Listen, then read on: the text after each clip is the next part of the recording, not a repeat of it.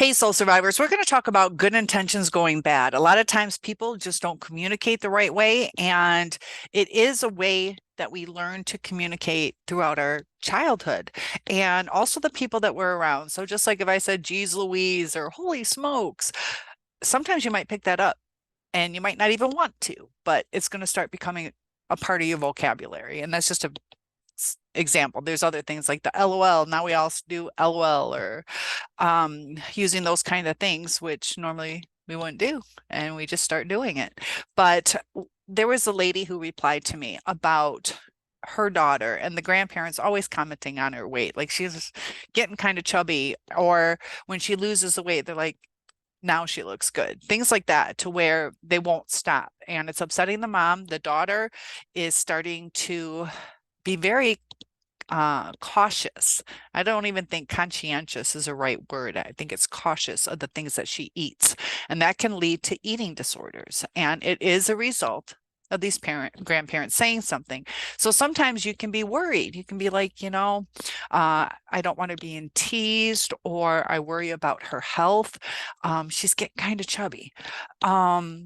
But this is where we have to realize, especially in children are still developing their self-esteem. They can't say screw you. They take it personally and they feel that they're not as loved because of it. And even adults feel that too sometimes. So how do we handle it? Sometimes that's why they talk about getting counselors, or if you were to go into a doctor, you're not emotionally invested in this doctor. And if you're there for a purpose, you can address the issue without it hurting as much, because that person's not always in your life and they take it more, oh, technically, professionally, I can't think of the right word, to where it's just matter of fact, like, okay, this is what you weigh, this is what your height is, this is your optimal weight, let's get a dietary plan. So when it's with sometimes a parent, sometimes even that can be hard, so sometimes you can mean well. You can go, okay, we're going to get you on this diet plan. I love you. I'll make sure I make the right foods for you. But then you make pizza or steak with au gratin potatoes or whatever for the other family members. And that person starts to feel uh, excluded. So it starts to feel awkward, and that affects people. And they might have that fear of missing out, or temptations, or hurt by it, or resentment. So if you are to do something in a healthy way, it's kind of everybody should be doing it healthy. And sometimes that's hard. Sometimes we're like, well, I don't need to lose weight, but that's where the support comes in, that you make a lifestyle change for the family. So good intentions, if we want our child to read and we're like, you need to be at grade level 8. You are how old? Making them feel shame. And we're just trying to say, I want you to read. Or obviously you can do it. Your brother did it and he's just as smart as you. But there's that comparison to where the child's going to feel less than or unlovable unless they achieve what the brother achieved. So all these little things are micro traumas that affect people, the way they have their self-esteem, the way they interact with people. And sometimes we have to be aware of the things that we promise. Like we might wholeheartedly mean to get them, I don't know, an expensive prom dress. And let's say we're a realtor, we don't know if we're going to have that next sale. We hope we do. So we promise something and then it's a letdown. Maybes and letdowns. Maybes are more uh, traumatic because of the way the dopamine hit goes, and the letdown, when you're like, maybe we'll get some ice cream. That is more traumatic than saying we're not getting ice cream today, or Saturday we're going to get ice cream, and follow through on that. So sometimes when people have good intentions, it affects people. We should always boost them up. So if you have a child and they're trying to apply to a college and you're like, you probably won't get in, you're probably wasting that money. There's times it gets tricky because money is tight. And a lot of colleges, when I was in college, they charged application fees. And I think some have waived that now, but I'm assuming some still have the application fees, and that can get quite costly. So you want to support your child, you want to build them up, and you don't want to put a glass ceiling on them. So there are ways to handle it. Maybe let's look at the requirements before we apply. Do you meet these requirements? Is this a wise choice to apply to this college? As opposed to, you're not going to get in. You don't have what it takes. That we allow them to process. You're right. I have a 2.8. I'm not getting into Harvard. I have to accept that.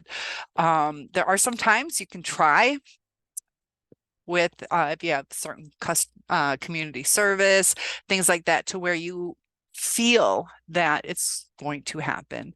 But relationships get really, really tricky. And when you're dealing with a narcissist, their mindset will be like, you are chubby or you are too thin, and it hits bad, or they don't believe in you, to where they're like, you're not going to get a manager position.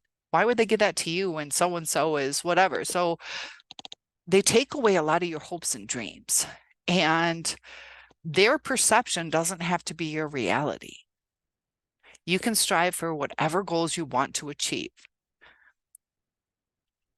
And we also have to be careful we're not enablers of like my narcissistic neighbors. He wants to apply to certain jobs, but it's a government job, and you can't smoke weed and get a government job.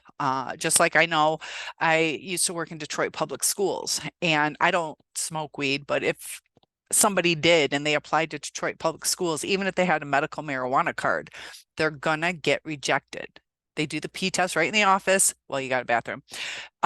So no matter what, even if it's prescribed, they won't hire you. So there's certain jobs, and it's like, dude, apply to places that make sense.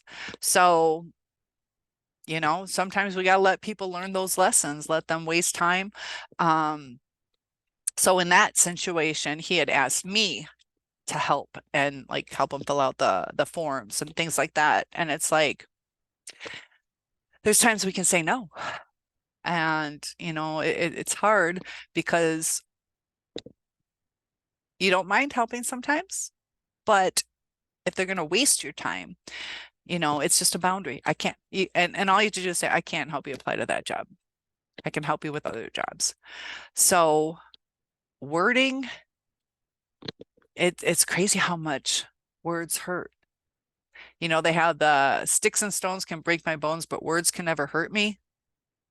I've had so many broken bones. I'm a burn victim. I've had stitches 7 different times. Like, I'm accident prone. Those healed. And the emotional wounds take so much longer. And the scars on our heart, on our brain, they can sometimes toughen us. But if we use the toughening to keep us strong in setting boundaries to protect ourselves, but be careful not to close yourself off either. I know a lot of people are like, I'm never going to date again.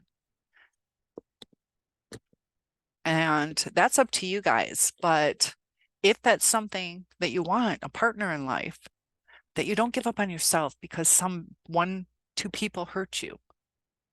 So society is kind of screwed up. And the healing takes time. The self-love is important.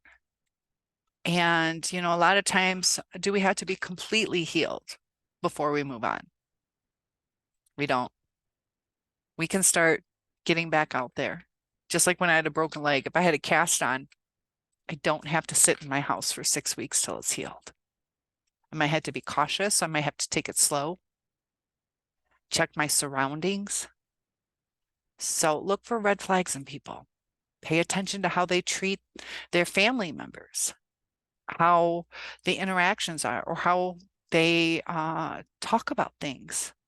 Are they always complaining about things? Are they always the victim? Do they ever take accountability? And, you know, a lot of times you feel like they're different with me. They're different with you right now. But over time, that true personality will come out. And unless somebody's willing to work on themselves, to compromise, to hear you out, because one of the most damaging things that narcissists do is that silent treatment or the ghosting. And you can lose your entire future, sometimes in the blink of an eye, because they don't get emotionally invested. Just like that doctor, they can get a different patient, but you're invested in someone. Just make sure that you invest what gets invested back in you, that you keep that balance. Once you keep, it starts out where you guys are both putting each other on a pedestal. It feels fantastic. But then the narcissist wants to be in control of that. They don't want to share that. That's where the selfishness comes in. And you're still going to idolize them. And once you look up to them, they look down on you. You have to see eye to eye. So I hope that was helpful. There's different ways to word things. Sometimes it's hard. How do I say this? Because sometimes it's, you know, oh, I like your red or blue hair now, but I preferred it when it was brown. Do we have to say, but I preferred when it was brown? So mindfulness makes a huge difference in society. Topic requests are welcome. I would love to do a one-on-one with you to help speed this healing journey.